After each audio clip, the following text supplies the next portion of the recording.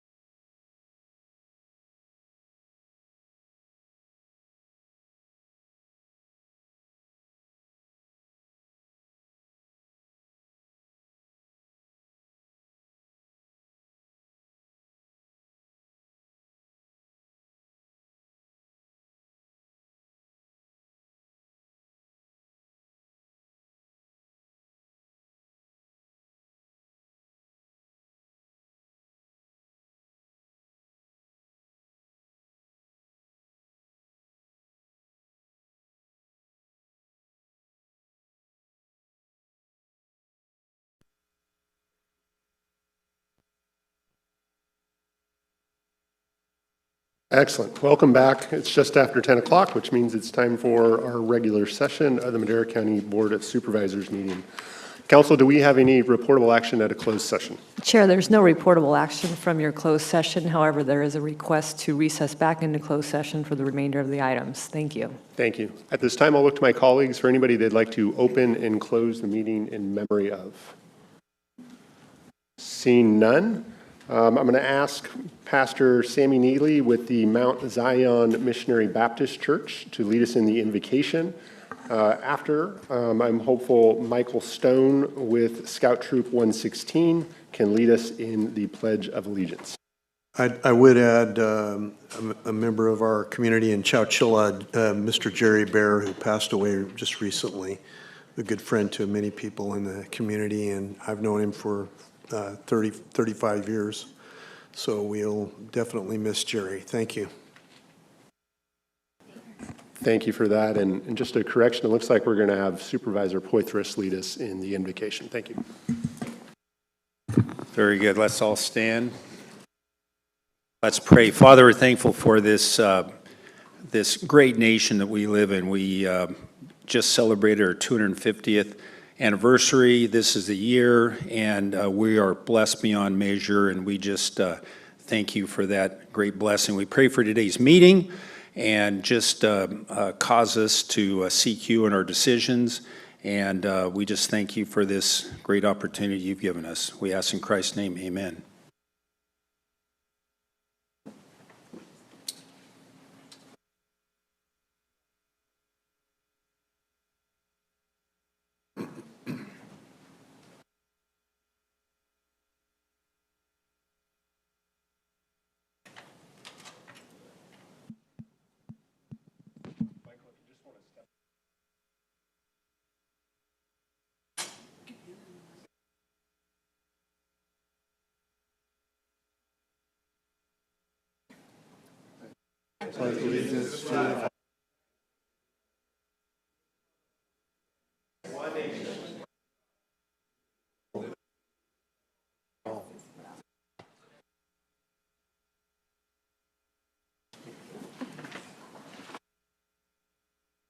Excellent. Thank you for that. At this time, we're going to look for the public for any comment they may have. The first 15 minutes of each regular session are set aside for members of the public to address the board on any matter under the jurisdiction of the board, but not appearing on the agenda. The board will not take action on any items presented under public comment. Speakers are limited to 3 minutes. Anyone addressing the board is asked to print their name clearly on the speaker sheet at the podium and state their name and county of residence for the record. Welcome.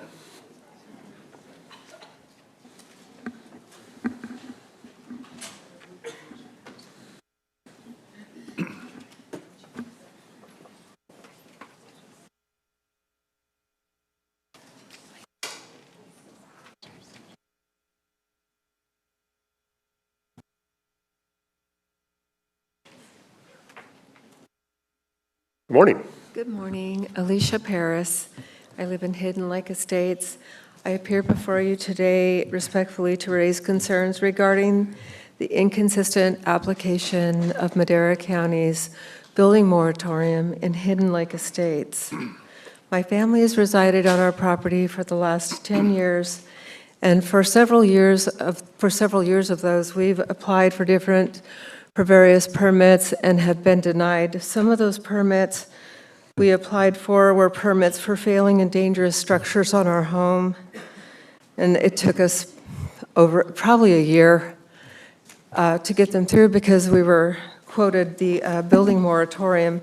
Meanwhile, our neighbors on Balboa and Galileo have built over 3,000 square foot of storage building, and others have built entire homes without permits, and they've had the enjoyment of using those structures. And so, despite our sustained effort to comply with all applicable requirements, we've been unable to secure approval for a concrete pad for a future metal structure, and it's just the concrete pad. As a direct consequence of us not being able to build a metal structure, which is of non-combustible material, we incur approximately $1,000 a month in off-site vehicle storage because vehicles sitting out in the sun deteriorate.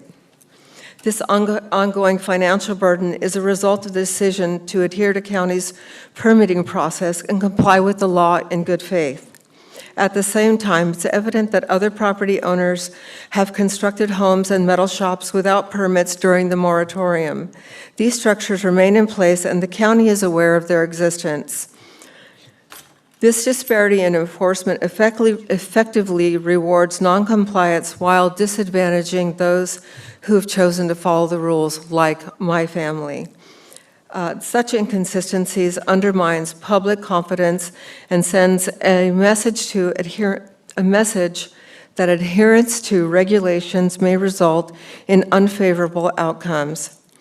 A fair and predictable regulatory framework depends on consistent enforcement and equitable treatment of all applicants. We're requesting just a concrete pad for a future metal building site.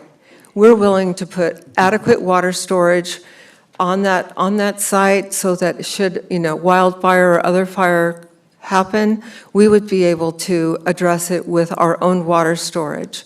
So we're asking the board to please, I understand you're reconsidering the building moratorium, to make concession for ancillary storage buildings made out of non-combustible materials with adequate water storage. Thank you.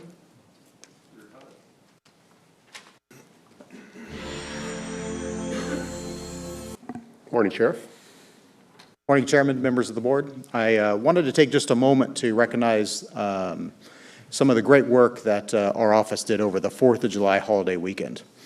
From July 3rd to July 5th, our dispatch center received 355 emergency 911 calls and 733 non-emergency calls, totaling 1,088 incoming calls in just 3 days. That level of call volume is especially demanding in our small communication center, and I'm proud to report that our public safety dispatchers performed professionally and efficiently under pressure. On the law enforcement side, our deputies responded to 504 calls for service, including 21 fire-related calls or reports of fire.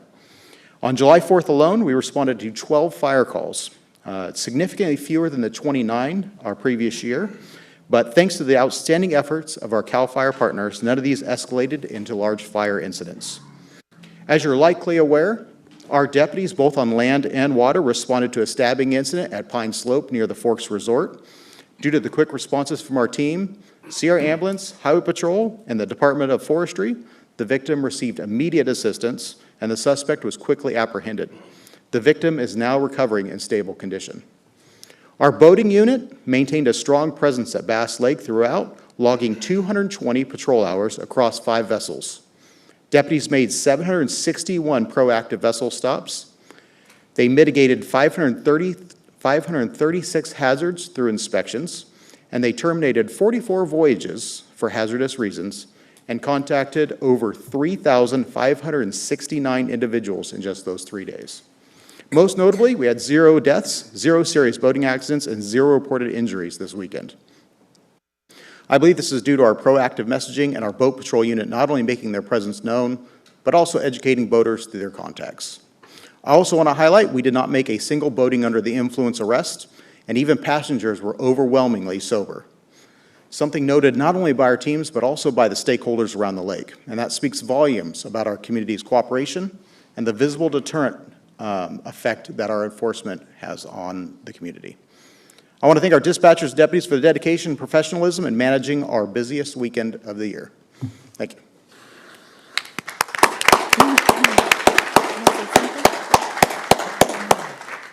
Thank you, Sheriff. I just want to add that I think the drones between you and the city of Madera really helped, especially in my neighborhood. Well, I know everyone's neighborhoods are really bad, but that's been really helpful to deter, so appreciate that.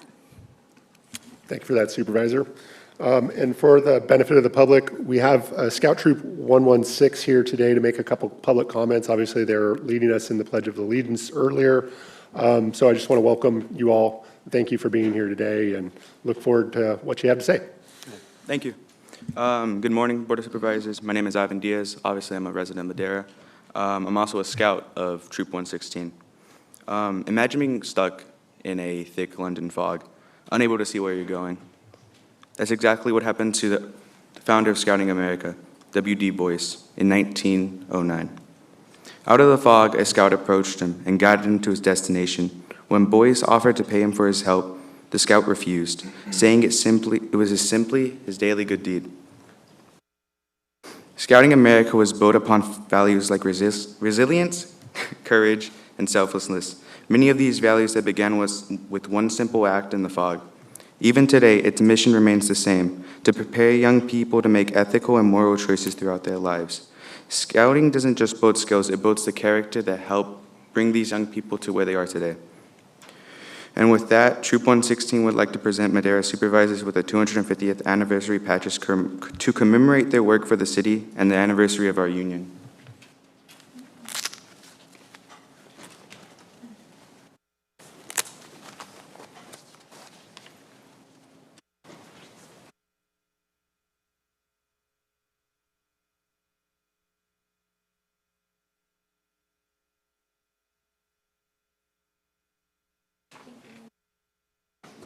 Thank you, young man. Thank you. Oh, that's nice. Thank you for that. And if it pleases the rest of my colleagues on the board, I'd love to gather up and maybe take a quick photo with the troop, if that's okay. Are you guys willing to entertain us with a photo? Excellent. Thank you so much.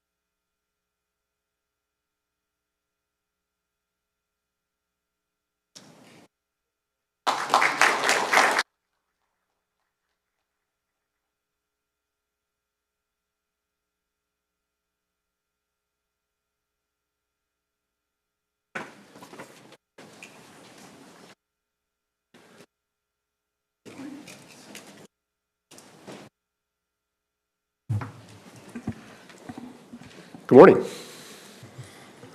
Good morning, Dave Paris, Eastern Madera County, Hidden Lake Estates.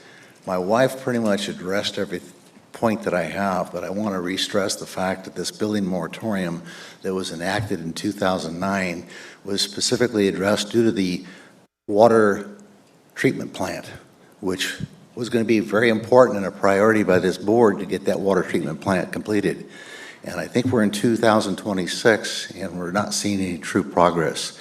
We did see some progress when we had some tank rupture, and that was good, but we got to keep the momentum going because it's water quality for us. Seems like everybody else in the county, Tesoro Viejo, River, Stone, they get all the attention because I guess there's more money flowing.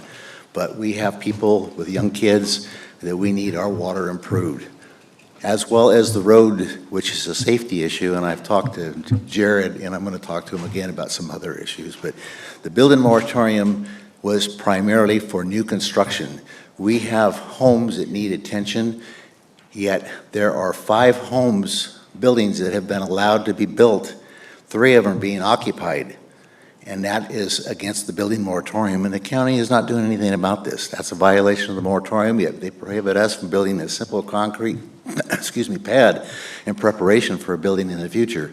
That has nothing to do with fire prevention, water consumption, or anything. We just need a good place to park, and then we'll be ready to build a metal building. And like she said, if we can supply our own water to get an approval through the building department to provide for fire prevention for ourselves, which would help assist CDF should there be a fire up there, but that's one priority we have, is we maintain a low level of danger for fire, tree trimming, grass trimming, so it'd be very very difficult for a fire to access to the building here. But please, if this moratorium gets readdressed and reevaluated, we need to have some limitations to it. As far as new construction, you want to block that, that's okay. But let us, the homeowners, improve our property, because the property values are going down because of these issues up there.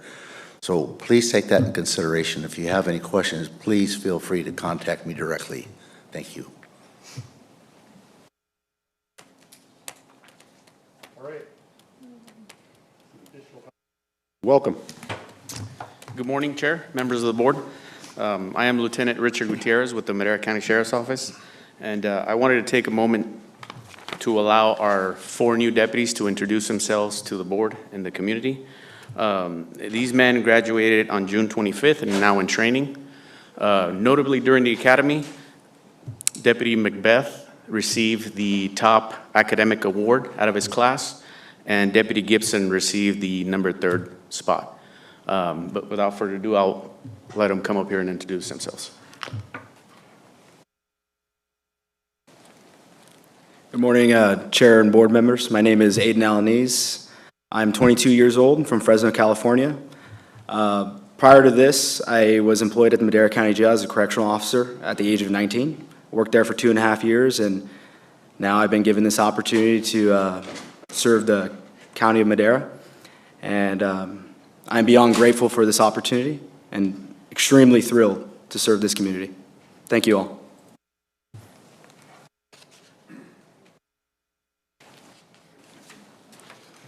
Good morning, Chair and board members. My name is Robert Bebout. I was born and raised in Madera County, and I'm very thankful that I have the opportunity to serve the community that I was blessed enough to raise in, so I thank the county and the Sheriff's Office for giving me this opportunity.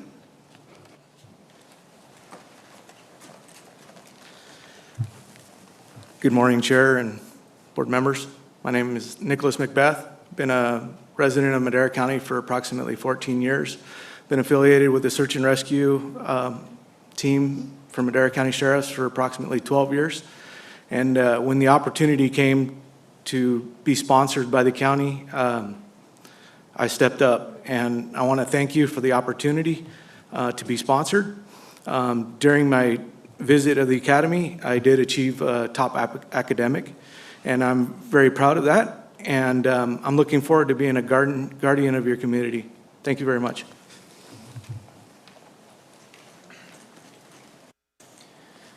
Good morning, Chair and board members. My name is Cody Gibson. I'm also a resident of Madera County. I was born and raised in the town of Oakhurst. Lived in the county my entire life, and I'm grateful for the opportunity as well. During the academy, I achieved 3rd in academics out of 50 students. And again, I couldn't have done that without the county's support and being sponsored in that endeavor. So thank you very much. I'm excited to protect the community. Excellent. Thank you all for being here this morning. On behalf of my colleagues, I want to congratulate you and thank you for your willingness to serve. Please be vigilant and please be safe out there. Any comments? Yeah, Chair, thank you. I just wanted to say thank you. This is really cool that you brought up, the new. We've traditionally done it like this in the past, but where you guys have introduced yourself, but I really do appreciate that. And thank you to the 4 of you for choosing this community. And good luck in your field training. But Madera County is a special place. Your sheriff, all the leaders of this county, everybody up here on this board, when you're doing your job, and we expect you to do your job well and go out and serve this community and be cops, when you do that, we will support you and we have your back 100%. We're not like other jurisdictions, okay? It doesn't mean, you can go out and be renegades, but we expect you guys to serve this community, and as a result of that, we will have your back when things go hairy. So thank you again for choosing this community. Good luck in field training.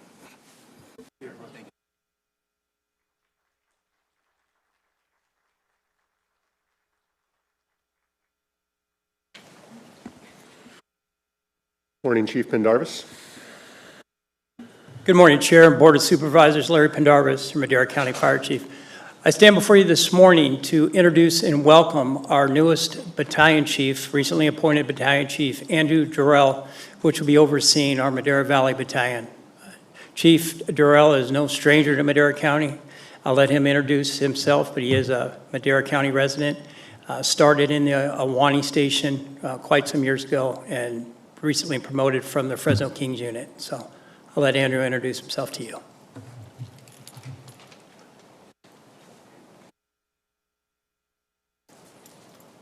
Thank you, Chief, and good morning, Chair and board members. My name is Andrew Durrell, and I've served the fire community for nearly 20 years. I did start my career here in Madera County, and I did spend the last nearly 10 years in Fresno. Recently promoted to Battalion 13 here in Madera County, and I'm happy to be home. I'm a lifetime resident of Madera County. I live in Riverstone currently, and so I am very happy to be home, and I'm proud to serve the community and serve you guys. I look forward to working with everybody. Thank you. Excellent. Welcome home. All right, unless there are any additional public comments, we are going to go ahead and move on to our consent calendar. So all items on the consent calendar are going to be under review under one action and are considered to be routine of nature. So do we have any items that we'd like to pull for further discussion on the consent calendar? Yes, Chair, I'd like to pull item 7AA for discussion. I have a comment on 7H. Not for discussion, for comment. Excellent. Let's start with 7AA, and then we'll move to 7H.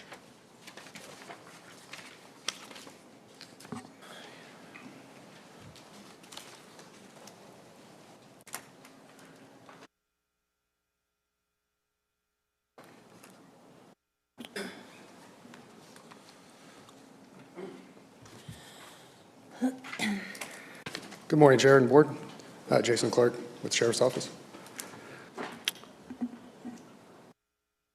Hi there. So this item is about a digital wall for a real-time crime center. And I just want to know exactly what this is going to be used for because, you know, my experience with real-time crime centers is not very positive.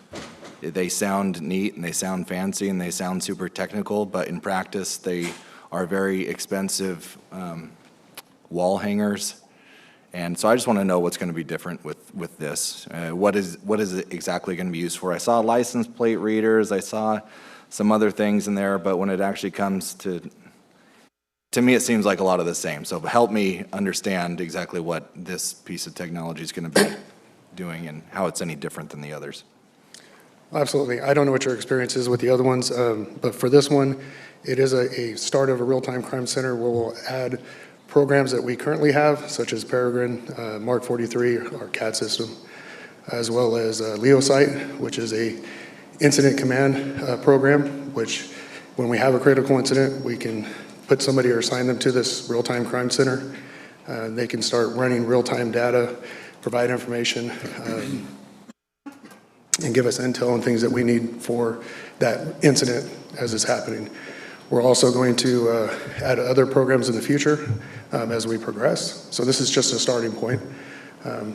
But like a drone as a first responder or something that we're looking for in the future that we can add to this and this platform could grow. So is your plan to assign someone to this position as a 24/7 role, or is this on an as-needed basis? Right now, it'll be on an as-needed basis. We don't have the staffing to provide somebody full-time. Once our dispatch center, it'll be stationed in our dispatch center on a side wall at one of our open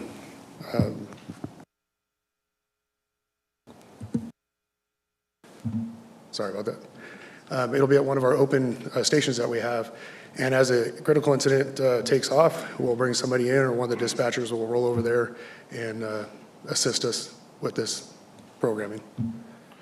So this is for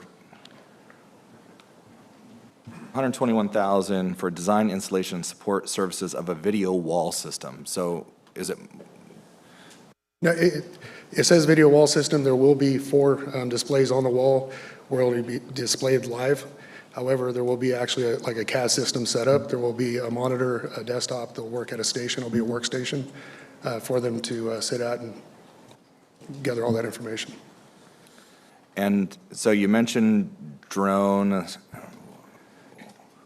Help me understand. Help me understand what this is going to be used for. So right now, it's going to be used for using, Layman's terms, if you were to just tell someone, this is what this system does, help me understand that. it's going to be used to pull the information that we have real time, such as if we have a critical incident that takes off, a homicide or a natural disaster or anything, we can put somebody at this station, they can start pulling real information, be dedicated to that incident, and pull information from all of our platforms that we have. How is that any different than what a dispatcher can do? Well, dispatch is going to be tied up usually with handling the calls, grading the calls, and dispatching the deputies out. This person will be designated to that station, and they'll be able to pull information through. Our dispatchers don't have the time to go through Peregrine and do a deep search for investigative tools. Our detectives or deputies will be out in the field wanting that information. Leo Site is another program that'll be there. That's an incident command type system where they can pull live information for if we had a fire. There's data in there that will tell us where the fire may go, what's our highest risk, where we need to send resources. So having somebody dedicated during that incident would be crucial. I just want to add one thing. One of the most critical pieces of this, one of the most useful pieces of this for our deputies in the field and the dispatchers is we have access to what's called community cameras. And so it's our intent to build these community cameras as part of our existing contracts in Oakhurst Park, for example, areas like Parksdale and some of these other areas where it's hard to monitor or we get frequent calls for service.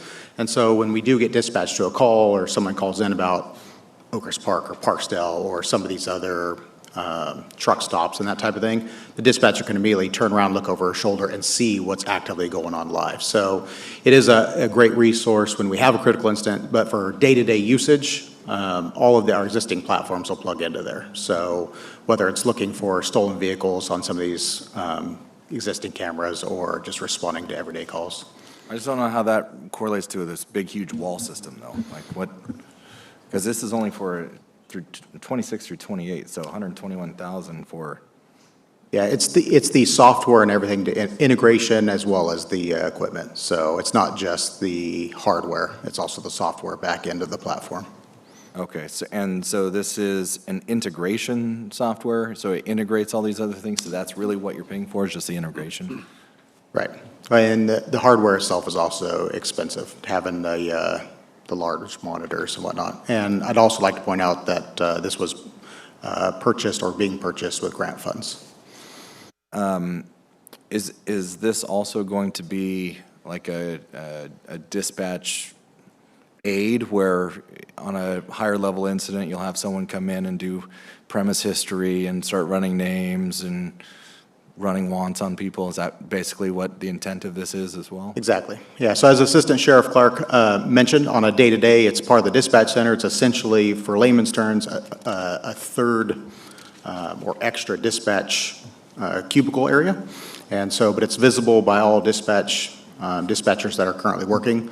And when we're up to full staffing and everybody's released from training, we will have an extra dispatcher that hopefully when something happens, they can shift their attention over there and start building that real-time data. Okay. All right. Thank you, guys. Quick question. For lack of a better expression, would it be like a war room? Essentially? You said a war room? Yes. Yeah. So in a matter of speaking, yes, but it's not a separate room. It's part of the dispatch center. It was important for us not to separate it from the dispatch center to ensure that it still had daily usage, so it wasn't just sitting collecting cobwebs when we didn't have a major incident. So on every day, we get calls from around the county, and it's important for us to be able to pull in like some of those live video feeds. If we have like a suspect flee somewhere, we want to be able to pull in and see where they're going, or if we have video of that area, to be able to pull that in and be able to relay that info through the existing dispatchers out to the deputy. And then when we do have a major critical incident, it allows us to either bring someone in from records or another dispatcher to work that intel side. Does it kind of include license plate readers, that kind of thing too? Yeah, so some of the resources they have available to us is the license plate readers, which obviously is extremely valuable when it gets a hit for a stolen car going into Oakhurst. We're going to want to start watching our commercial areas and seeing where that vehicle's going. Excellent. Thank you. Excellent. Thank you for the discussion here. Unless there are any additional questions, we're going to move to 7H. Yes, thanks, Mr. Chair. I see that Monica Ramirez, our Executive Director, First Five's here. It's not a question, it's just a comment.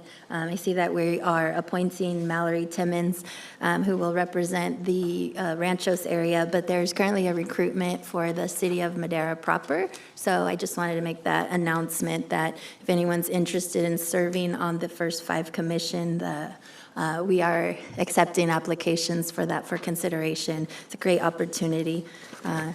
It's a great group of folks, just because I happen to be the chair. So that's all. Thank you. Thank you for that, Supervisor. Unless there are any additional comments or questions from my colleagues on the board, we're going to look for any public comment the public may have on the consent calendar. Any public comment in the room or online? None online? Being no public comment, we'll bring it back to the board for action. Second. We have a motion and a second. Roll call, please. Supervisor Rogers? Yes. Supervisor Poitras? Aye. Supervisor Wamhaugh? Aye. Supervisor Gonzalez? Aye. Chair McCully? Yes. Vote passes 5-0. Thank you. With that, we'll move to our discussion items. We're going to start with item 8A. So I'd like to invite Lawrence Fernandez with Madera Unified School District to come on up and lead us in the presentation for the Heart of the Community Award. Good morning. Good morning. How are we doing today? I'm doing fantastic. A little nervous the first time being here. Oh, just I'm shake sure it I'll off. get through it. So I want to share with you first, my name is Lawrence Fernandez. I'm here on behalf of Madera Unified School District. I'm Director of Safety and Security. One of the things that we want to award two departments that have been instrumental in our endeavors. But I want to get you, if I give you a little backdrop, a little history briefly. Prior to COVID, we partnered and we collaborated with Valley State Prison to create the Redirect program, which was a gang intervention program. And that gang intervention program focused more on inmates and where they were vetted. We took tour, was not a scared straight program, but we had a lot of success with that intervention program. After COVID, we were told that the program may be shut down due to funding, and we're going to end that program.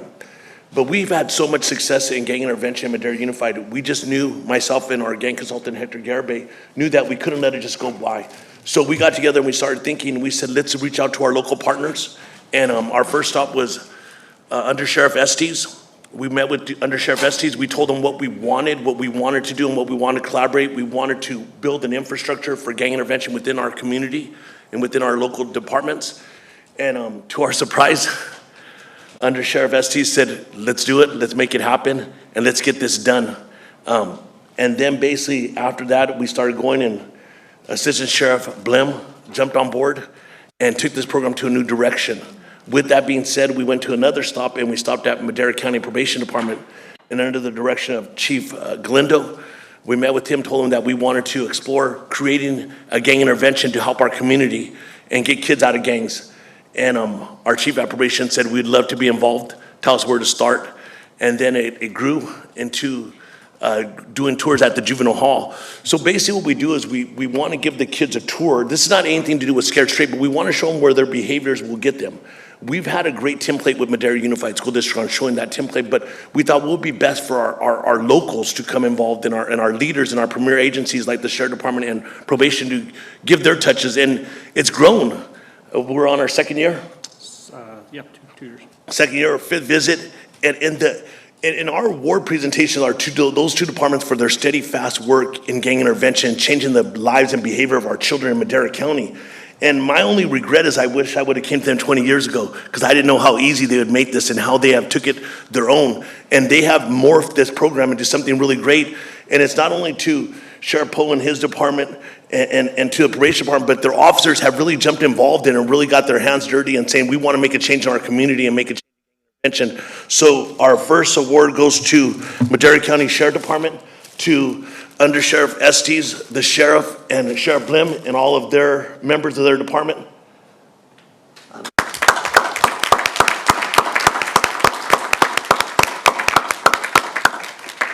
And I don't want to leave out the correctional officers there, the lieutenants, the line officers that have been instrumental in this program as well. But thank you guys. I don't know who I give this to exactly. All right, yeah, thank you guys so much for that work. Thank you. And do you want to share a little bit about the jail, and then I'll go into probation? Sure. Hello, it's nice to see some of you. It's been a while. Yeah, so they hired me on at the school district to do some of the gang stuff. Now, some of the kids that I have been dealing with are some of the worst as far as behaviors. not so much behaviors in the schools, it's the gang culture that they've been involved in. So for me to even get to this point, I simply just paid a visit to some of these agencies, and they said, yeah, absolutely. If it has to do with intervention and helping out a kid, they were all on board, and they made it happen that quick. We put a program together, and some of the things that are happening as a result of the options program is it's amazing. Some of these kids said, you know, we just didn't realize how sad it is behind those walls. You'll never catch me behind those walls. It's a wake-up call. Comments like that that we're seeing, some of the results are gang violence is down in the school districts. You know, I got to see it while I worked for the Madera Police Department for many years, and now now that I'm retired, I'm busier than ever dealing with the kids. Anyways, I just wanted to say thank you to all these guys. Each one of them, some of the comments that they say are amazing. They're saying, you know, we just didn't realize there was full control at the jail. We thought the inmates ran everything, and it's a wake-up call, and that's what I keep hearing over and over. I think we have had 9 visits already. We take about 10 to 12 students, troubled youth. We take them through, and right now there's about a 60% change in behavior, and I'll take that all day long. Wow. 6 out of 10 kids are saying, that's not for me. I don't want no part of that. Right. So it's kind of cool. Like I said, without these guys, I couldn't make it happen. So thank you guys. Thank you for everybody in the room. Part of the program also is, oh, you want to talk about probation? Yeah, so out there, Under Sheriff Estes and Assistant Sheriff Blim made it so easy. We said our next stop will be Madera County Probation Department, and I met with Chief Galindo. And it's just amazing to understand these departments, how eager they are to step in and help. And Chief Galindo said, we want to be part of this, and we want to be part of the solution. Let us know where to sign up. And Chief Galindo, can you come up, please, with your agency? And we went out and talked to the chief, and he created a program for us and made it their own. And then we had Lieutenant Davies wanted us to go down and visit the juvenile hall. And then Lieutenant Davies have changed that, and his officers there has changed his program. So if you want to understand the program in totality, first we start off at the jail and we do a tour. And they meet with the officers, and the officers share their story of if they take a pattern or if they continue on their behavior of gang behavior, this is where their results may end up. And it's a huge eyes opener. No yelling. They get yelled at school, they get loud at home. We're not there to yell at them, we're there to show them the realities of their behaviors. After we're done with the sheriff department, which they do a wonderful job there tour, then we go over to probation. The probation officers talk to him. They brought in a wonderful guest speaker, a motivational speaker that talks about his life in gangs and how he's went on to Fresno State and has been a success. So that's inspirational. And then from there, they take us over to juvenile hall and they give them a tour there. And the officers are so great at sharing them how their lives can be impacted for the rest of their lives at the county juvenile hall. So we want to give this next award out to Madera County Probation Department, Chief Galindo and his staff.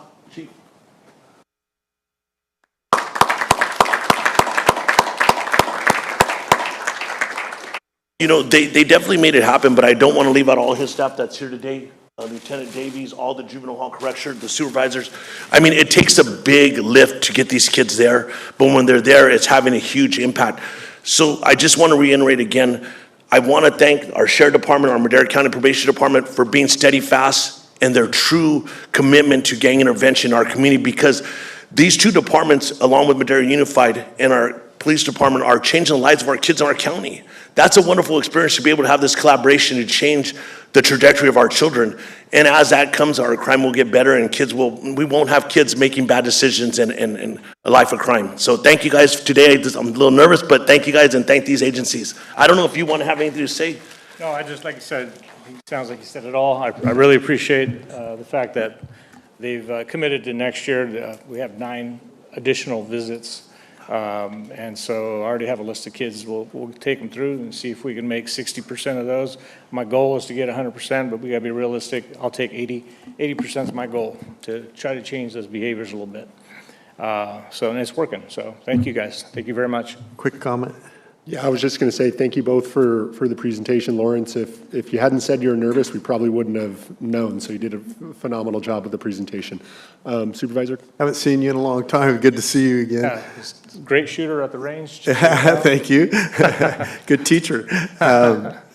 I just wanted to say, how can we get this in Chowchilla? If we can do anything you ask, sir, we're definitely committed, and I know, I'll tell you what, I don't want to speak for any of the departments, but seeing their actions in real life, they're committed to doing whatever it takes to do whatever it takes to change those behaviors. I would say jump on board with our presentation, and we'll go through the same way.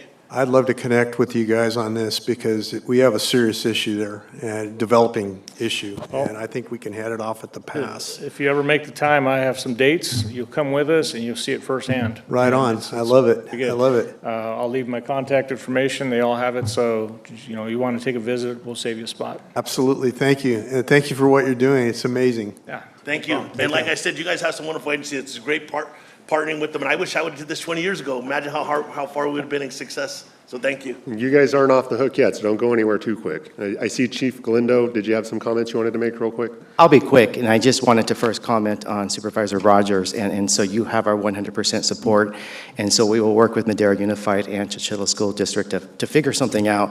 I understand there is an issue going on there, and we have a very strong team who's well-versed in what to do, and they'll support whatever we need to do, not only just in your area, but in the Eastern Madera County location as well. But to Madera Unified, thank you for this opportunity. We've always had a great relationship with Madera Unified, and we've always worked very closely with them.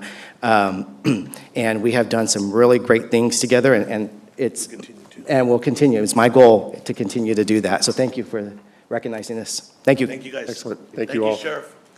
And Lawrence, before you leave, I'm hopeful we can gather sheriff, probation, yourselves up for a little picture. Perhaps the board will stand behind because it's going to be a lot of folks there. All So right, if you guys can gather up on the black tape up front.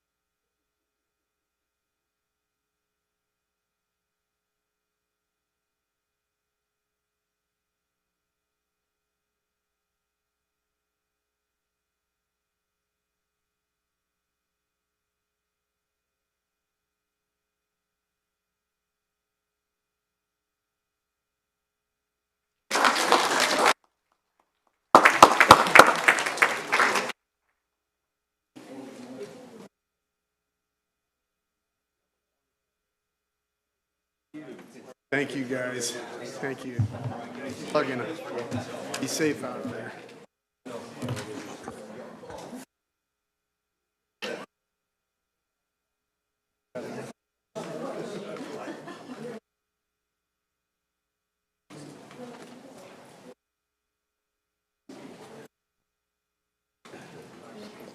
All right. With that, I'd like to invite Chief Galindo back up for item 8B, Probation Services Week proclamation.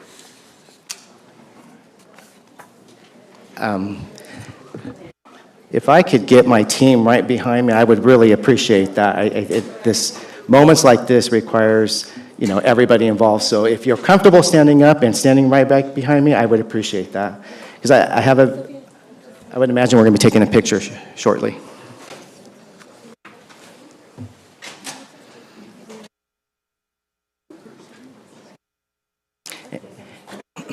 We're lucky we didn't have all 130, but somebody had to run the operations back home, so. All right. First and foremost, am I good to start, Chair? Okay, good. I want to thank all of you, the chair, the vice chair, members of the board, and thank you for this opportunity here today. What I'm about to discuss right now, I was going to speak freely from the heart, and I always like to do that, but I didn't want to miss a thing. So I had to write this down because I wanted to make sure I acknowledged everybody and everything that we do. So it is my honor to accept this proclamation recognizing Probation Services Week, which will be next week. This week is about more than recognizing the profession. It is about recognizing the people who have chosen a career of service to others. Everyday professionals meet people at some of the most difficult moments in their lives. We work with youth, adults, and families facing tremendous challenges. We stand with victims, hold individuals accountable for their actions, and help create opportunities for lasting change. That balance of accountability and rehabilitation is what makes probation unique, and is one of the reasons our profession plays such an important role in public safety. And what makes me most proud, and I truly, sincerely mean this, is the heart of our department. Every person who chooses this profession does so because they believe people can change. They hold a different title, but regardless of their title, they all share one mission. They believe in protecting victims. They believe in strengthening families. They believe in helping individuals become productive members of our community. They understand that real public safety is not just about responding to crime. It is about reducing the likelihood that crime happens again. This week, actually next week, I ask that we take a moment to recognize the dedication, professionalism, and compassion of every member of Madera County Probation Department. Their work is often done quietly, behind the scenes, but the impact is felt throughout our community every single day. On behalf of our entire department, thank you to the board and county administration for your continued partnership and support, and thank you for recognizing Probation Services Week. It is an honor to serve the people of Madera County. Thank you. I did want to share that on Tuesday at Starbucks on Olive and I, we will be hosting what we call a Cup of Joe with a YCO and a PO. So please join us from 7:30 to 9:30. We'll send out an invite. And that would be in the morning. Thursday, we have a partnership with the District Attorney's Office on a backpack giveaway at the Madera County Justice Center starting at 4 p.m. So please let the community know. We'll be posting on our social media as well. The back-to-school season's just around the corner, unfortunately, for the kids, but they already have all the stuff out there on the store floors, but we will be hosting that next week on Thursday. Once again, thank you. Thank you, Chief. Appreciate you being here and bringing this to our attention. And I really appreciate your passion for probation. It's very clear to me when I hear you speak about it, how important it is for you. And it is. It's a big deal for the county because, you know, we can make arrests, we can charge people, but really at the end of the day is we want those people to be, you know, productive members of society. And I think when we look at folks and we think about families that have had loved ones that have fallen into a pattern, I think there's no greater gift for those families than bringing those individuals back. So just thank you guys for all the work that you do. It's just so important. Any additional comments or questions from my colleagues?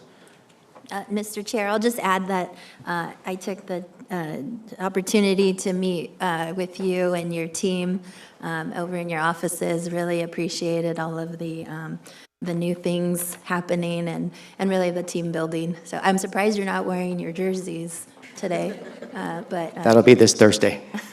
Perfect. But yeah, it's just it's really nice to see the team come together and work and do all that you do. So appreciate you guys.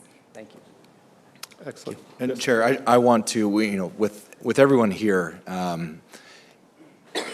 you know, every once in a while you guys get an opportunity to hear from, you know, the people that make a lot of these decisions. And so being up here with all of you here, I wanted to say thank you for all that you do. There is so much that happens behind the scenes that in probation that people just don't know about. And I'm not even going to try to list all the things, but when it comes to care and compassion of individuals, I've seen it firsthand, you know, in my other role and responsibility, you know, out on the street and contacting probation officers and getting an inside look on the work that you guys do. And it really comes from the heart and care and compassion. And I want you guys to know that this board really respects the work that you do. And we are here to support you in any way that we can. And, you know, happy employees make, you know, for happy citizens. And we really believe that the work you guys are doing is making an impact on our people. So thank you for all that you do and everything you do behind the scenes that people don't even see. So thank you. I have a quick comment. Yes. Yeah. Thank you for all that you do. A lot of times, people don't understand the role of accountability in this whole thing and how it can change lives when our people make such an impact on a person. Sometimes habits change hard, and they do in all of us. Habits are hard to break. And I think it's evident that probation plays a big part in accountability of that habit-breaking cycle.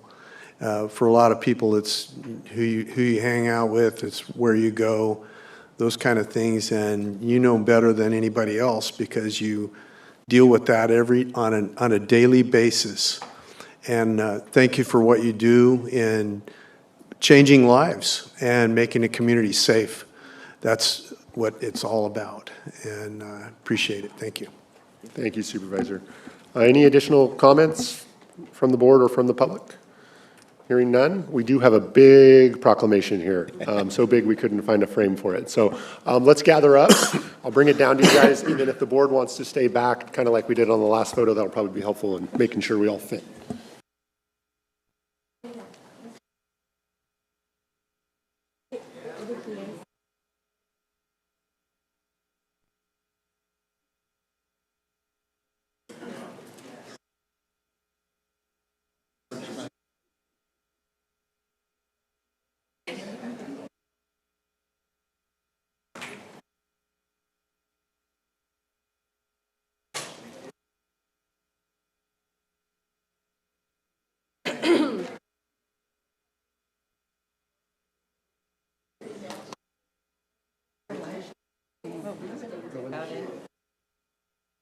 Hey, how are you? Thank you. Yeah, good. Keep on going, that's productive, Good to see you. Thank you for your work.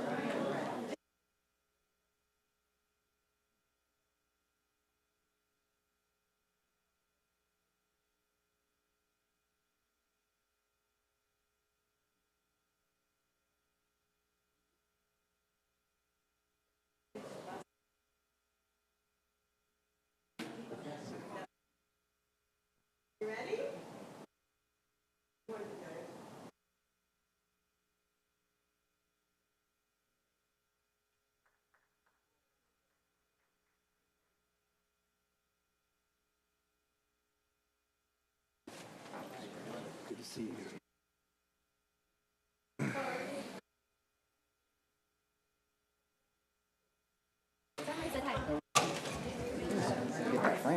Yeah. Don't bend it. All right.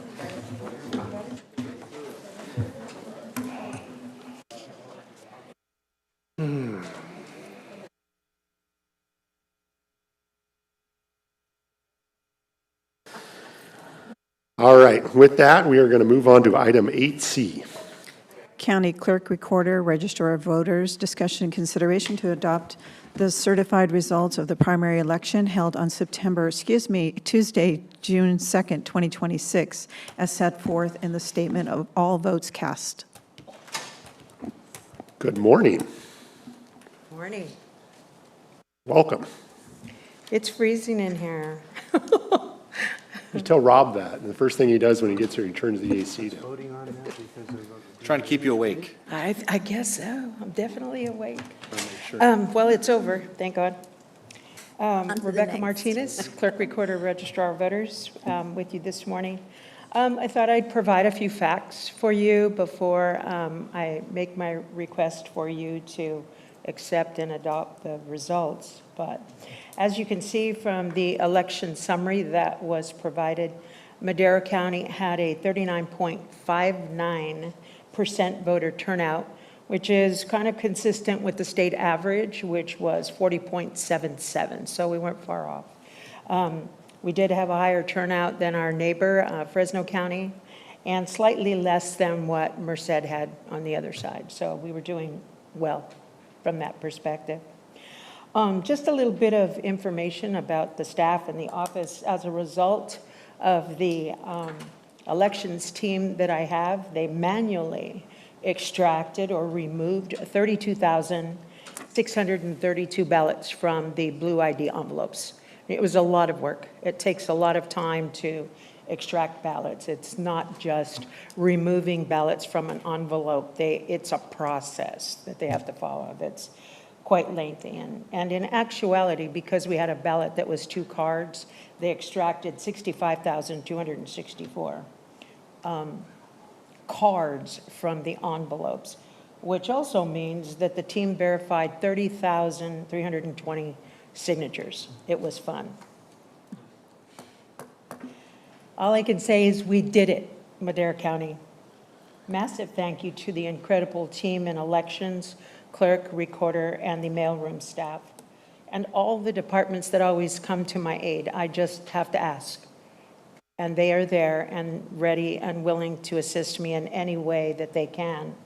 We also have a lot of volunteers. I have to tell you, it does take more than a village to get this done, and we have people who are ready to assist us to make sure that our elections are safe and secure and above board always.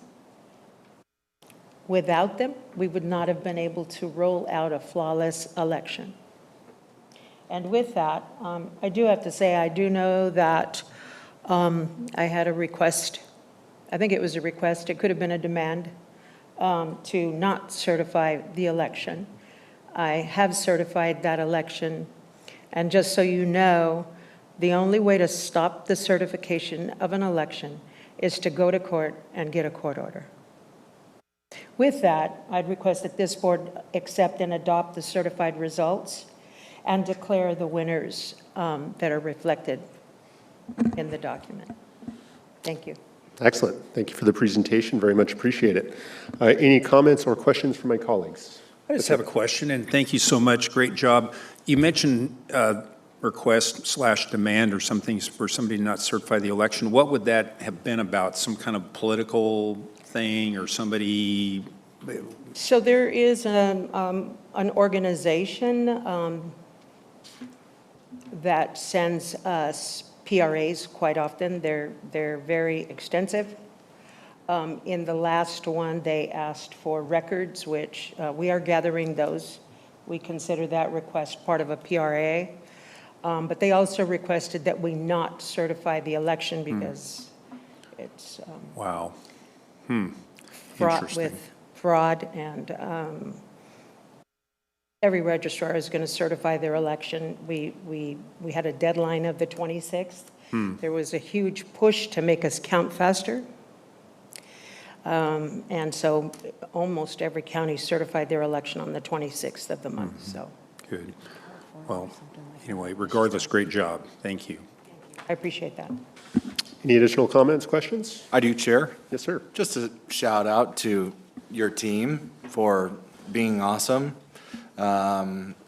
This is always just a monumental task. It's like the Super Bowl every year, you know, where this is your guys' time to shine, and you pull out all the stops. You know, I see those videos sometimes of the live feed. It's late at night. People are still pulling ballots, not just on election night either, right? So just a huge shout out to your team. It's, again, you know, this is obviously one department, and I want to highlight these types of things for people who are looking at government and saying, you know, lazy government employees. And this is just another example of how dedicated these employees are, and how great your team is, and how much time and effort they put in and to doing a good job in certifying these elections. So thank you very much. Although, you know, politically, you know, we want other things like voter ID and things like that. That's not what the law is right now, and we're operating within the guidelines and confines of the law, and I think you've done that very well. So thank you. Thank you. I appreciate that. Thank you. Excellent. Bob?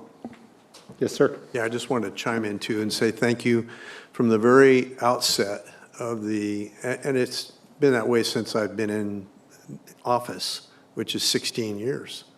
From the very outset, your people are friendly, they're responsive, they're helpful, They smile, they treat everybody with respect and courtesy, and you get a job done that's really, really difficult to do, and you do it well. And whoever this entity is, they can go pound sand as far as I'm concerned. I'm just going to say it. They're nuts. You're nicer than I am. They can go pound sand because I've never once in 5 elections, actually more than that, going back to city council, seven elections total, or more than that even. I don't want to go into detail, but you know what I'm saying. In all those times that I ran for office, I never once felt that I would be cheated or that there would be some kind of nefarious attempt to undo what the people wanted to do. And I appreciate that from you. Thank you. Thank you. I That's appreciate because you that. won every time. Thank you. That's why you Thank didn't fight Becky- it. Rebecca. Appreciate There was the one energy. primary you didn't. Oh, okay. Yeah, there was a couple of times. Okay, that okay. I didn't Let's win. look to the public for any public comment they may have in regards to this item. None online? Seeing none online, we'll I'll bring move it to back. approve. Can I waive the first reading? Oh, I'll move to waive the first reading, and Never had to doubt you at all. then I'll move to approve. Excuse me, yep, sorry. We got a motion, do we have a second? Second. All right, roll call vote, please. Supervisor Gonzalez. Aye. Supervisor Wamhaugh. Aye. Supervisor Rogers. Yes. Supervisor Poitras. Aye. Chair McCauley. Yes, Vote passes 5-0. thank you for that. Let's go on to item 8D, please. Sheriff's Department, Nope, D. excuse me, I'm sorry. David. County Clerk, Recorder, Register of Voters, introduction of an ordinance amending Chapter 2.09 of Title II of the Madera County Code relating to the requirement of assessors' parcels numbers on the first page of deeds, quitclaim deeds, mortgages, deeds of trust presented for recording as authorized by Senate Bill 255 and Government Code Section 27297.7. Waive the first reading and set the second reading for August 4th, 2026. Good morning. Jacqueline Luna, Assistant County Clerk Recorder, Registrar of Voters, here to present an item not related to elections, the other business that we do. Before you is a proposed ordinance that adds a recording requirement for deeds, quitclaim deeds, mortgages, and deeds of trust that all affected parcel numbers shall be indicated on the first page of the document to be recorded. This requirement already exists in Madera County Code for deeds as it relates to the imposition of documentary transfer tax. This amendment would expand the requirement to mortgages and deeds of trust as a result of the passage of SB 255, which passed last year, and Government Code 27297.7, which requires the Recorder's Office to implement a property owner notification program when these document types are recorded. The notification is based on our office determining the mailing address for each parcel affected by the recording. Our office already implemented sort of a pilot program for deeds, so we already have the infrastructure for this in place. This is expanding that. If the documents are presented without the APN, our office will be unable to send the required mailed notification, and additionally, documents may be rejected for failing to include the APN.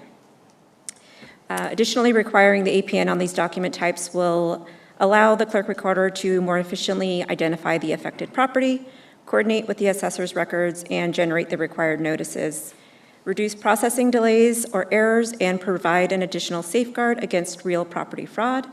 This amendment will increase transparency and provide property owners with timely notice of documents affecting ownership and title. The proposed amendment will improve our ability to implement the SB 255 Recorder's Notification Program and support accurate notice to affected property owners. It's important to note that the APN requirement does not alter the legal effect of the recorded document or replace the legal description of the document. Legal descriptions will remain controlling. There's no anticipated cost to the general fund for this item or the resulting notification program. Happy to answer any questions that you may have. Yeah, I'm surprised that it wasn't that way before. Especially time-consuming for a person to read and understand a meets and bounds description. And I think that it simplifies that process extremely. It makes it more accessible. I did have one question. Am I right on that, by the way? Okay. I thought I was, but I've dealt extensively in my life with property descriptions and as a surveyor and a real estate agent and all of those things. But when I know there's some fraud that goes on out there where people attempt to re-record deeds and you know, change ownership. What safeguards are there for a person? This is just for the public in general. What safeguards are there for a person to keep that from happening here? So any kind of program that's on the market right now, advertising fraud prevention doesn't do that. It's doing what this program will do, and that's notifying after a document has already been recorded. So that's important to know. What we do in the recorder's office, documents are all required to be signed in front of a notary. So notaries are required to be checking identification before someone signs that grant deed. Unfortunately, a lot of the scams that I've heard of involve either forged notary certificates where they're copying the actual seals and signatures of notaries, or the notary themselves is involved in the fraud, in the scheme. So if that's the case, if the document appears to be legitimate in our office, we do have to record it, but there's no basis for us to reject it when it has the proper signatures and a certificate of acknowledgement. But that's kind of where these programs are coming into play, is that we'll send you that letter saying, hey, this document recorded that has your name, and you then verify, I didn't record that document, so you can initiate that investigation much sooner versus Excellent. 5 years later when you try to refinance. Excellent. I had a feeling that that's where all this would lead, and I really appreciate that. As a property owner, as a taxpayer, what a great look ahead to help safeguard our tax-paying citizens against this kind of fraud. And just another question on that regard. You know more about this than I do, but is it more common that this fraud is perpetrated against a property that's not encumbered? It's likely that the targets are generally elderly property owners of vacant property, or property owners that have limited English. And I have heard that unencumbered property is also easier to transfer because it's less likely to run through a title check, things of that nature. So those are the folks who are more likely to be targeted. We encourage property owners we have an online index, in case you didn't know, where property owners can run their name and see what's been recorded. You can do that at any time, Monday, 24 hours a day. That online index is available where you can search your name and see what's been recorded. And folks are encouraged to do that, maybe, several times a year, just to make sure nothing new has popped up, including any liens. You might have a lien recorded against you that you're not aware of. Right. So it would be critical to just check and see what's recorded. And if the last document was in 2023 and you're checking consistently, you'll have a good pulse on what's in those records. And if something new turns up that you didn't initiate, that's your trigger to give our office a call, and we can help clarify what's been recorded. I really appreciate the attention to this. It's bad enough today that we live in a world where people are always trying to take what you have. Right. But when taxpayers can rest easy in this regard, I mean, you still have to be vigilant, but you have developed a process that I think is really needed and excellent. Thank you so much. Thanks for your question, Supervisor. Any additional comments or questions from my colleagues? Seeing none, we'll look to the public for any public comment they may have. None online. Hearing none, we'll bring it back to the board for action. Move to approve. Move to waive the reading. That would be to set the second hearing, I guess. A second. Yeah. All right, we have a first and a second. Roll call, please. Supervisor Rogers. Yes. Supervisor Gonzalez. Aye. Supervisor Wamha. Aye. Supervisor Portress. Aye. Chair McCulley. Yes. Vote passes 5-0. Excellent, thank you. Let's go to item 8E, please. Thank you. Sheriff Coroner's Office, discussion and consideration of entering into an amendment to Madera County Contract Number 11589C-25 with California Forensics Medical Group, Inc., amending compensation in the amount not to exceed $6,880,798.18, including $309,720 for Cal-AIM staffing and MAT programming services for fiscal year 2026-2027, and authorize the chair to sign.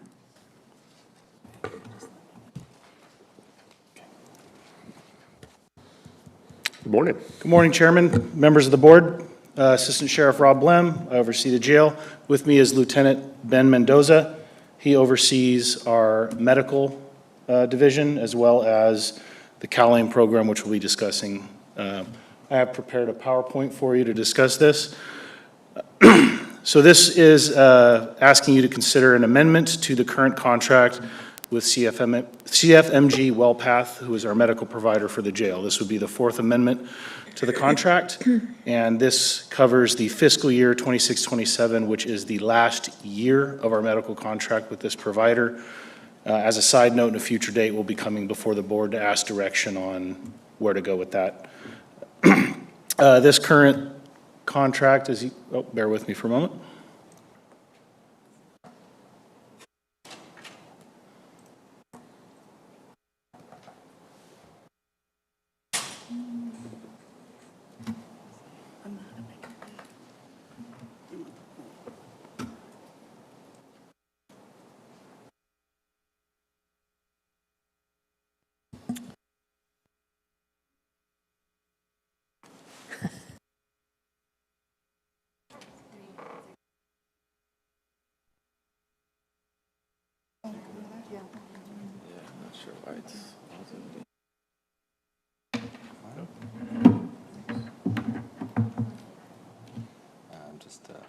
Really a Robert's Rules of Order guy.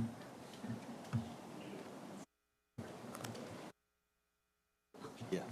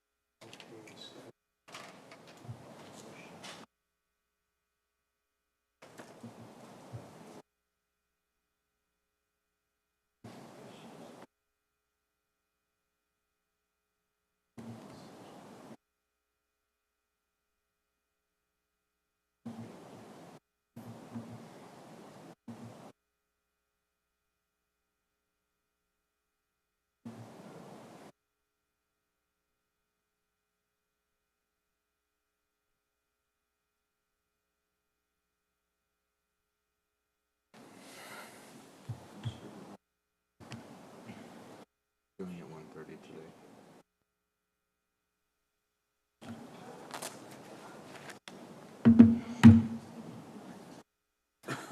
Well, that's because he want to change it.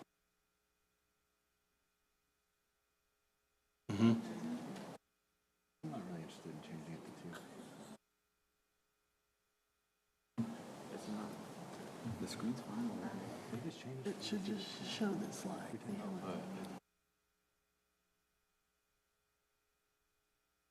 What? It could be like a quarterly meeting like that. It's not. It's not.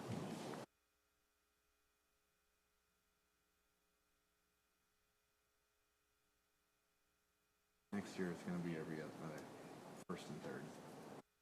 You might have to do that for me.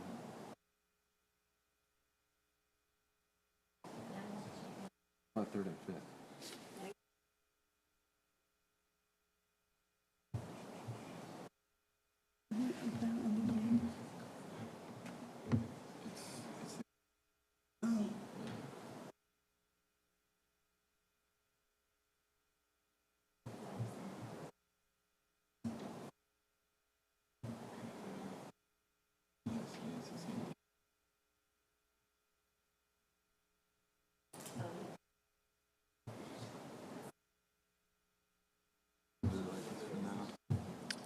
It's fine with me. Apologize for the technical difficulties. This discussion item is to discuss the Fourth Amendment to the contract with CFMG WellPath. It's going to add $309,720 to our current contract. I will point out that this has no impact to the county's general fund. The program is funded, or the implementation and amendment is to fund and make the necessary staffing changes to implement the CalAIM program.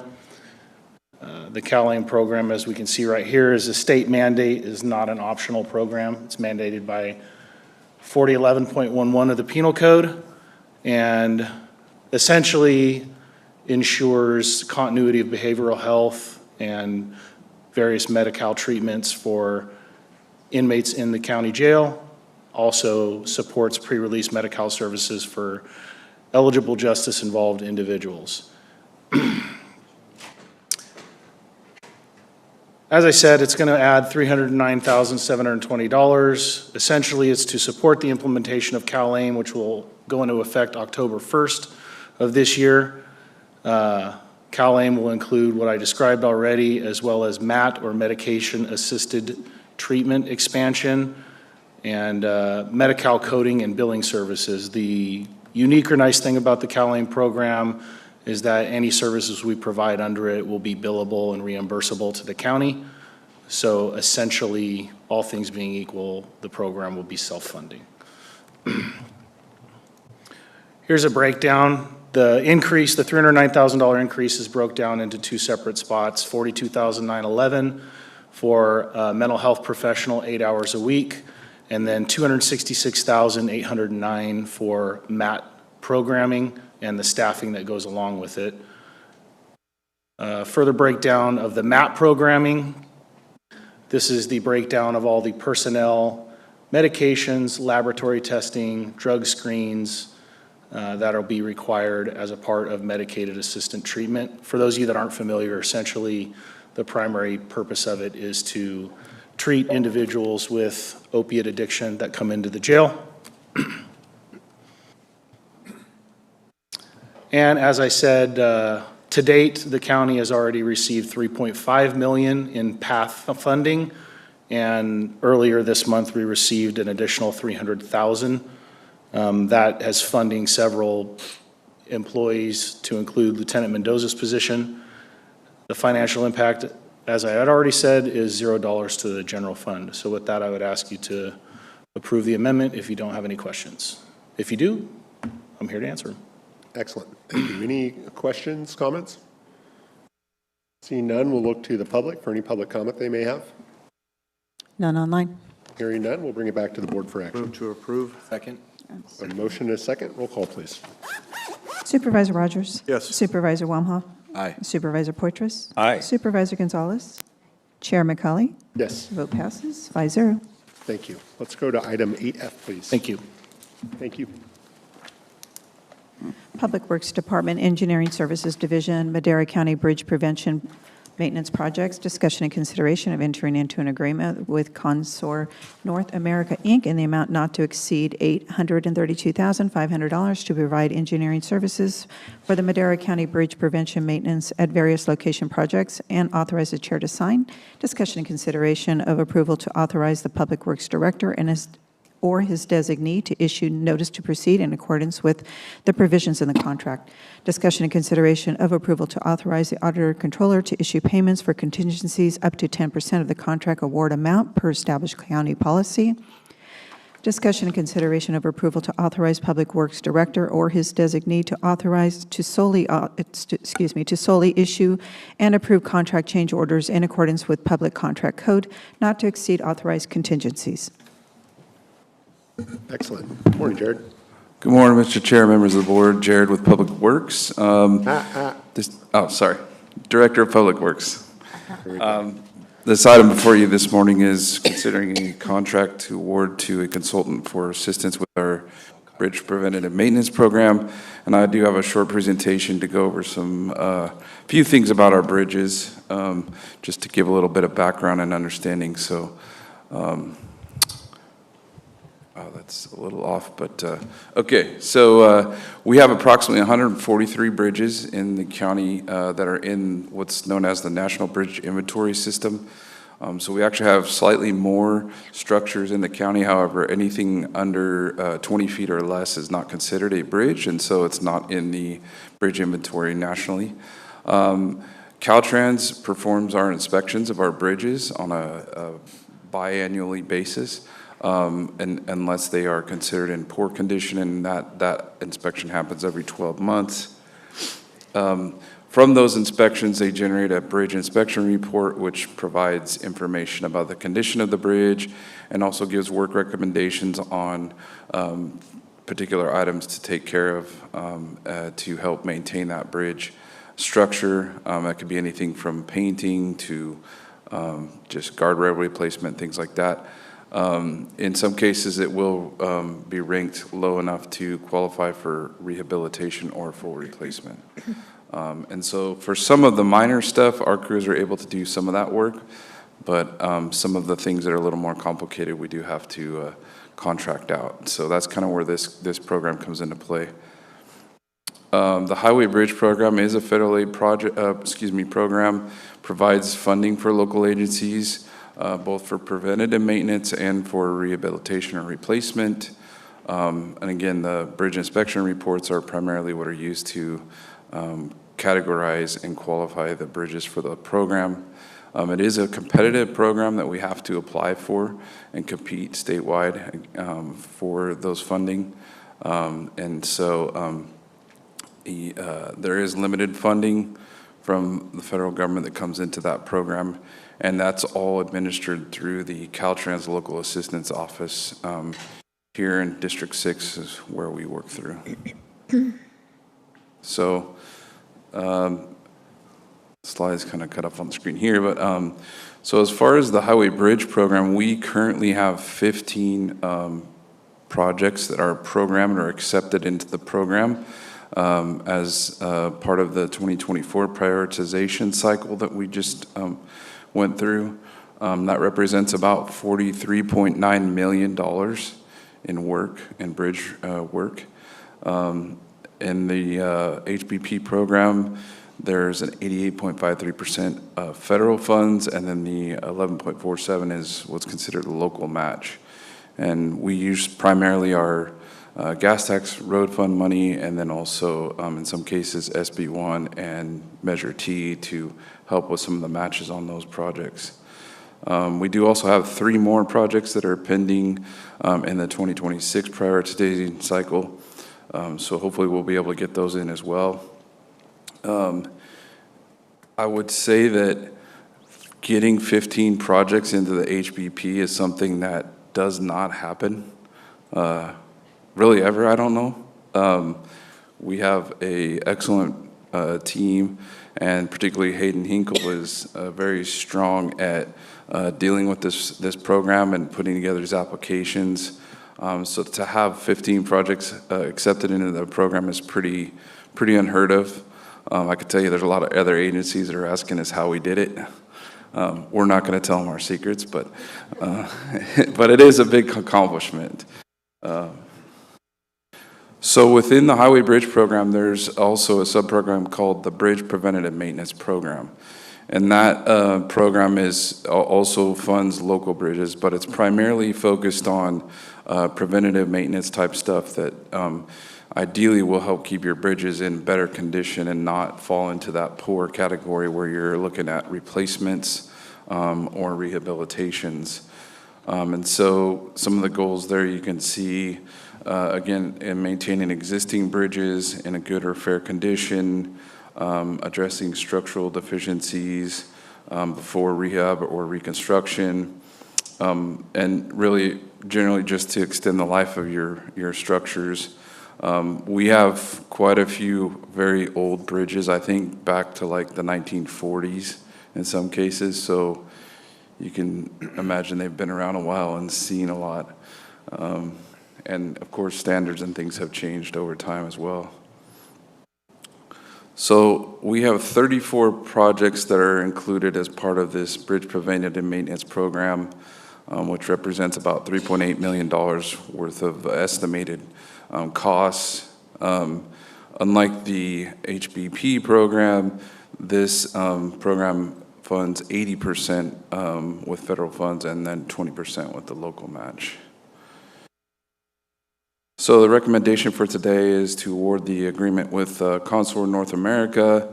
This was a competitively bid process to select a consultant through the qualification-based selection process and authorize the Public Works Director to issue notice to proceed, authorize our 10% contingency, and then also authorize the Director to make any change orders within that allowable contingency. So I'm available for any questions. Thank you, Jared. Looks like we do have a question. So what does this $832,000 buy us?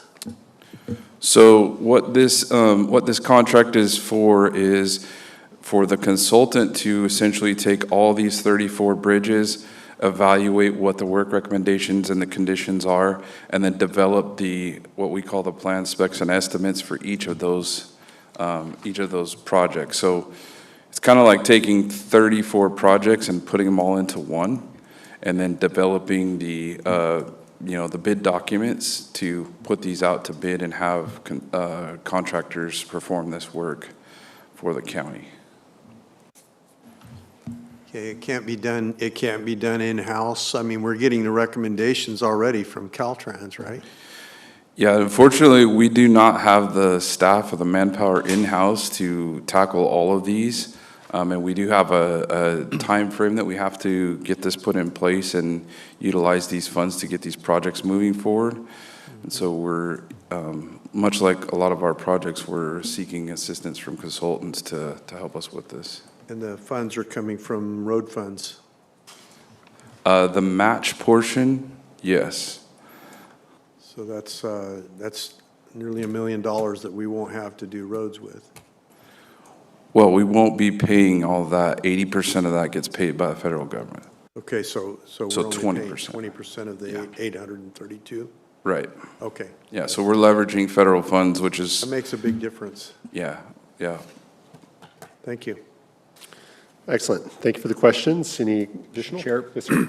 Yeah, since we're on the topic of maintenance, I'd just like to give your department a shout out. As far as your response, there was I called in a request to fill in some potholes on Road 18 between Avenue 14, Avenue 15. The guys were out there quickly to take care of that. Thank you. And I also noticed a repair that was done on Howard Road, Avenue 14, right before Road 19. There's a area there right before Bonita store that's really dangerous, and I was driving out there Saturday and noted that it had been repaired, and it was nice. My pickup wasn't wobbling as I'm going through there. And I also like to mention that I caught one of the crews red-handed cleaning up a bunch of garbage on Avenue 13 just west of Road 23. A lot of people like to use that as a dumping ground. They don't like to go to the dump.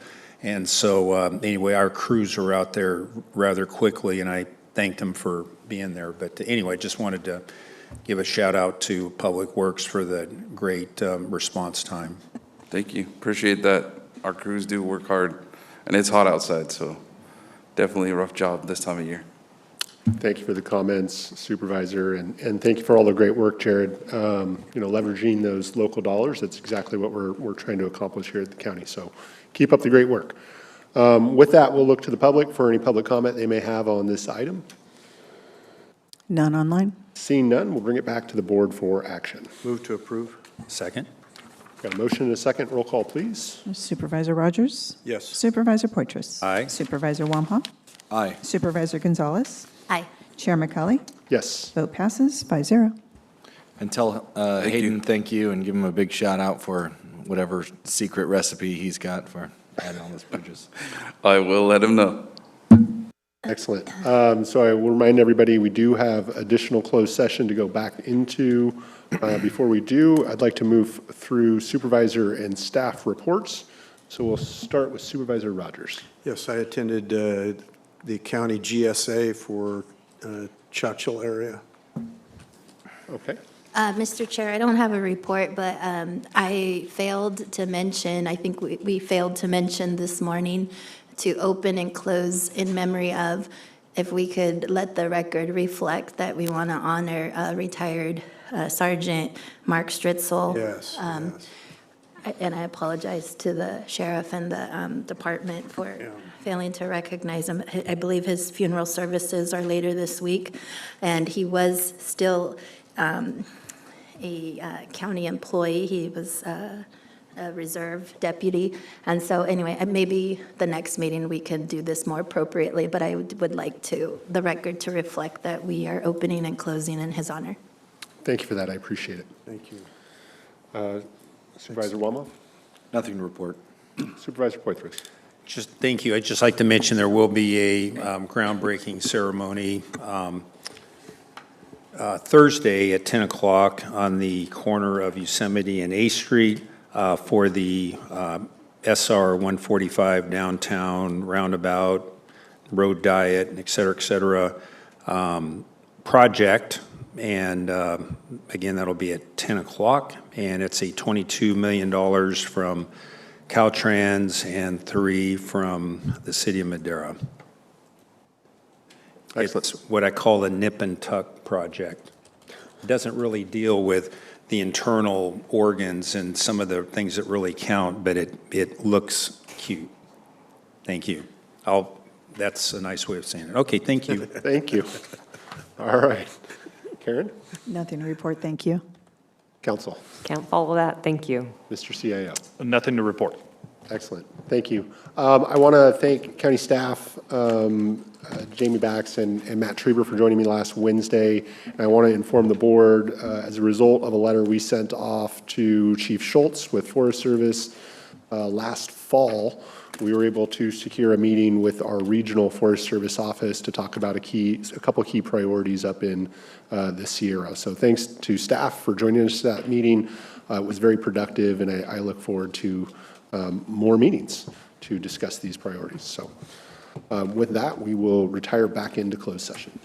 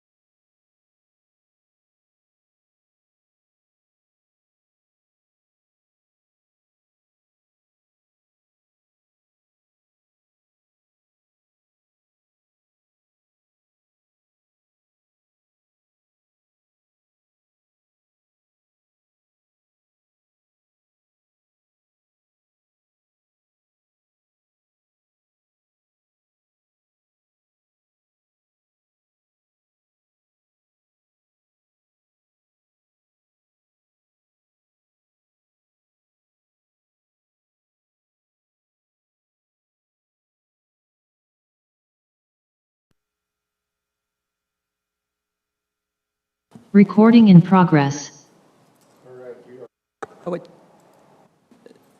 We are back from closed session. Council, do we have any reportable action out of closed session? Chair, there's no reportable action from closed session. Thank you. Excellent. This meeting is adjourned. It's all informational items.